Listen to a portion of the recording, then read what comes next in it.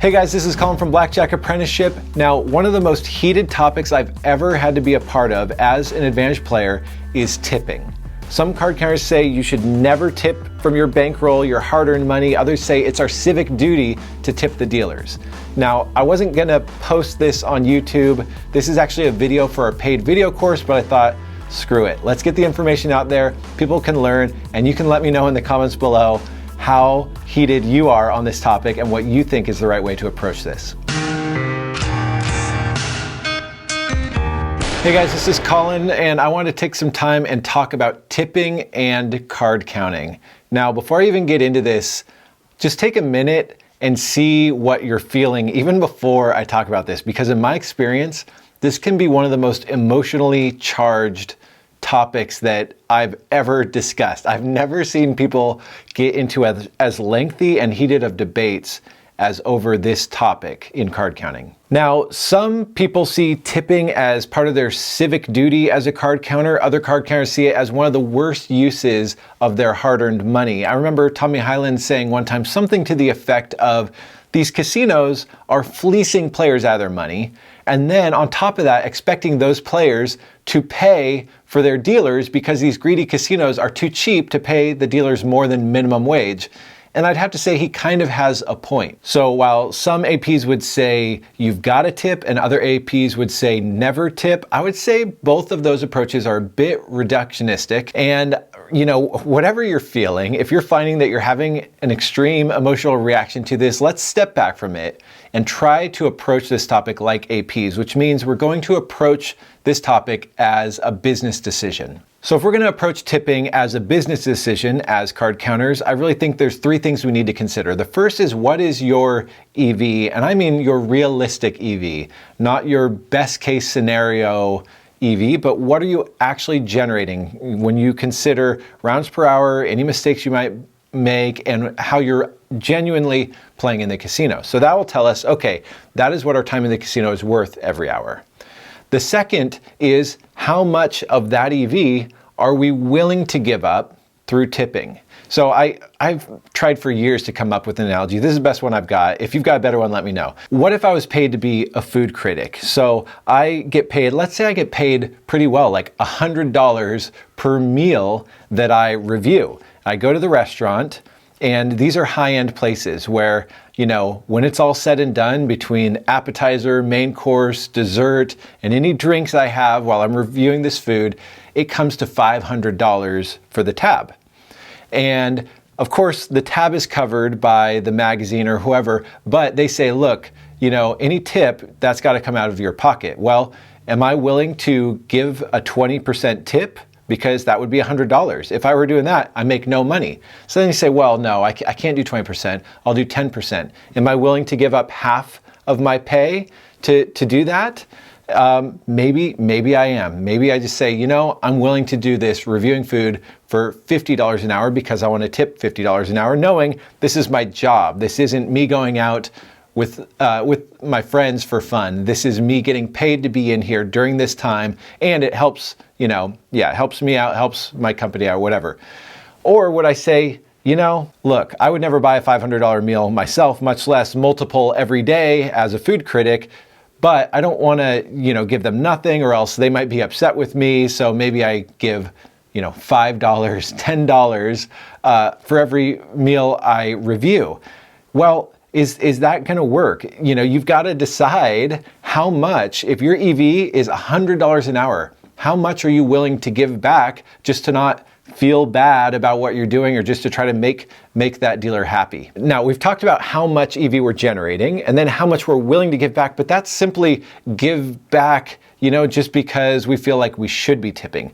Now, the third thing we need to talk about is, what are you getting out of tipping? If we're talking about a business doesn't just say, how much do I make and how much am I just going to give away? Or if they're going to give it away, it's going to be to something they care about. Maybe what you really care about is dealers getting fair wages. Maybe, you know, like me, you give your money to other causes that you care about even more. But let's talk about just the business impact of tipping. Now, in all of my years doing this, either playing blackjack or running teams or training others, I've really only thought of three reasons for tipping. The first of which is to make dealers happy. So the question is, well, how much money would it take to make them happy? Let's say that for generating $100 an hour, maybe your average bet is a couple $100, you know, 2 spots of 100, 2 spots of 200. You're going to need at least that for your big bets to generate $100 an hour of EV. Well, if you're doing that, you're going to be having swings in the couple $1,000s. You know, in a session, you're going to win or lose a few $1,000s. If you win a few $1,000s, how much are you going to need to tip for that dealer to be happy? Or let's just say in one session with a dealer and you're having rounds where you're winning $1,000 in a shoe. Well, how much are they going to expect? You know, if you're making $100 an hour and you say, well, I'll tip 10%, is $10 an hour not per dealer. If there's three dealers in an hour, then it'd be $3 per dealer an hour, 3 times an hour. Is that going to make them happy?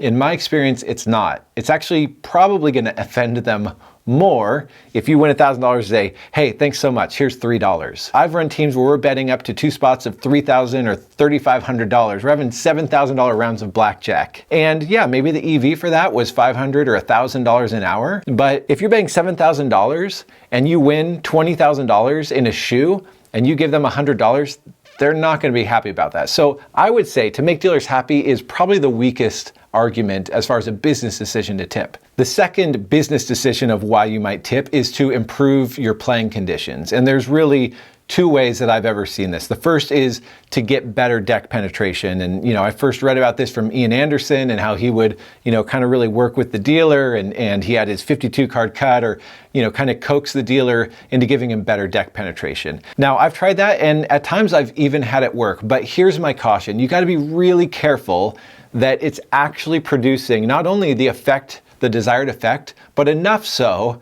that your tip is worth it. So if you tip $10, how much better deck penetration are you going to need to not only make up for that $10, but more than that? Because if you're getting an extra $10 in EV, but you're giving $10 to give it, you know, you're risking $10 to hope to generate an extra 10. So, you know, run the numbers on it. Be careful that you're not just saying, hey, I think they gave me better deck penetration, and you start hemorrhaging tip money to the dealer. The other way it can improve your conditions is through better rounds per hour. If you can get a dealer to deal much faster by encouraging them with a tip, then you can generate a lot more EV. But again, you've got to be sure, maybe just asking. I've found that just telling a dealer, hey, deal as fast as you want and I'll do my best to keep up, that gets them to deal faster. You don't want to be giving money hoping it's going to generate more EV and then it backfires. You get no better EV or you're only getting as much more EV as you're handing the dealer money. Otherwise, it's not really a very good business decision. The third business decision why you may decide to tip is for cover. So again, you've got to decide if the cost is worth the benefit. And don't just try to make this up on the fly. Use software to figure out, hey, how much am I generating per hour? How much do I think it's going to buy me in terms of how much longer I'll last? And how much is it going to cost? You know, if you're paying $20 an hour in tips, are you going to for sure last at least 20% longer at this casino? You know, I would say if you're only lasting 20% longer and giving away 20%, then, you know, that's not a very good deal. You got to last considerably longer. Now, if you're doing 2 days in Vegas and it's going to be kind of hit and run, why would you tip? That's not really buying you more time, just as far as a business decision. If, however, you're going to be in an area, maybe it's your local shop, and you know, you say, hey, I want to drag this out as long as I can, calculate the cost, what you expect the reward to be, and decide how tipping might play into that. There have been places and times where having a good rapport, you know, seemed to be worth it. And I really calculated and tracked how much I was tipping and determined, you know, this place, it's worth it for this reason. There's a really great podcast with the Phoenix where he beat this side bet for $300,000 and he calculated a very elaborate way of making sure that he tipped because it was a California card room where the pit bosses, the dealers, they were all the same and they all shared the tips. And so he tipped a certain amount to keep them happy, but he calculated, you know, that he didn't tip more than it really what fit into his business plan. Now, as far as tipping as part of your business plan, I would say this. In my estimation, for every card counter who is making themselves more money with tipping, there are 10 or 20 card counters who are actually at a net negative for tipping. Now, that goes back to those previous reasons. Maybe you still decide to tip just because it makes the dealer happy and that makes your time at the casino feel better. Just be aware you're not making a good business decision. You might be making a good personal decision, but we want to think through this like APs. To finish this off, I want to share just a few tips on tipping. The first of which is, if you are going to tip a dealer, my recommendation is to tip at the end of their time, right when the other dealer is showing up. There are two reasons for this. First off, if you tip right when the dealer shows up at the table, they're going to expect you to keep tipping the rest of the time that they're there. I don't know if you've ever had that where the dealer shows up firsthand and they're trying to work the crowd. They're working the table. They're being extra charismatic. You tip them and they're like, oh, thanks so much. And they expect that train to just keep riding and rolling and, for you to be tipping every couple of hands.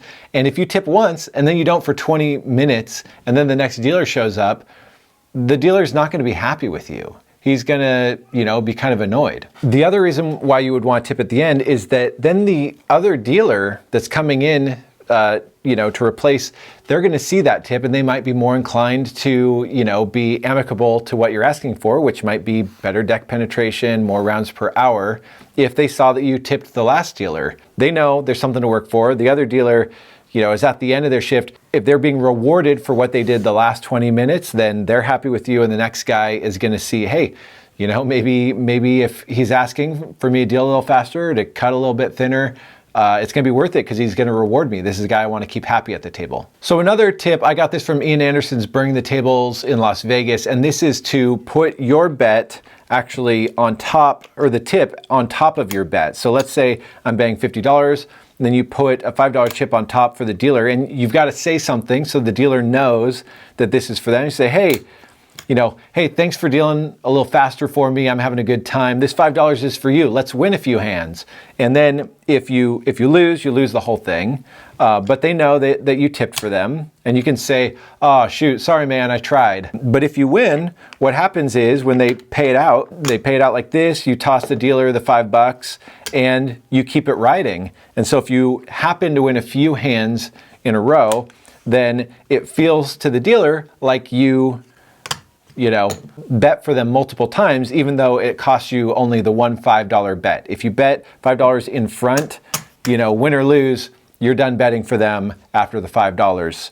So that's a minor tip that I thought was creative, and I pretty much exclusively tip the dealer that way. But you gotta make sure you let them know, hey, this $5 is for you, because if you don't say anything, then they don't know that you are actually tipping for them. And I try to say something that ties it back to positive reinforcement. Hey, thanks for cutting it thin. I always do well at the end of the shoe. This $5 is for you, or thanks for dealing a bit faster, something like that. Also, when I'm tipping on top of my bet, I tend to do it during positive true counts so that they are actually rooting for me when it's positive EV situations, rather than the dealer being frustrated like, hey, who is this money bags betting all this money, betting a couple $100.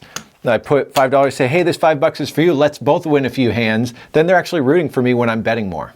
My final tip on tipping is to track it. In the same way we want to track our session results, our EV, our actual value, our profits and losses, our time in casinos, we should also be tracking our tipping so that we can look back and say, is this worth it? I know Joe 748, he said at a boot camp that if he would have tipped $25 a session, it would have been something like $100,000 or some ridiculous amount of money. He's able to say, hey, look, I saved $100,000. Or someone that does tip, like the Phoenix, and he says, yes, over my career, I tipped $30,000 and I determined that 10% of the $300,000 I made was worth it because they let me play a lot longer, whatever it is. Just track your results, deal with reality, and you can thank me later. To finish this video off, I wanted to share this quote from Semi-Pro. Semi-Pro is a dealer turned full-time card counter, and as of the filming of this video, she still does some advantage play. But this is what she said, and I thought it was really interesting. This was a quote in the interview I did with her in my book. She said, "It's important to realize this about the dealers who are openly angry at you for not tipping. You can't afford to buy them. The margins are too small. Even if you could theoretically afford to buy them, it still wouldn't be enough. They'd likely be angry with or without the money." The reality is we're going to deal with dealers that don't like us, other players that don't like us. And these dealers, a lot of them, they don't like their job. They're doing it for one reason, and that's the money, but they have to stand on their feet all day, deal with people blaming them for them losing all their money. And, the only thing that makes them a little bit happy is when you're handing them your money. But what she's saying is she's been around this culture, and yeah, they might smile at the moment, then they go back to the break room and they complain about you. I wouldn't say tipping to make the dealers happy is very effective, but whatever. You can decide for yourself. Just thought that was an interesting quote. That's it on tipping. You guys can blow up the comments below and tell me why I'm wrong, or why you're right, or why I'm right and you're wrong, or whatever it is. And if you do have questions about this, leave a question below and we'll take it from there.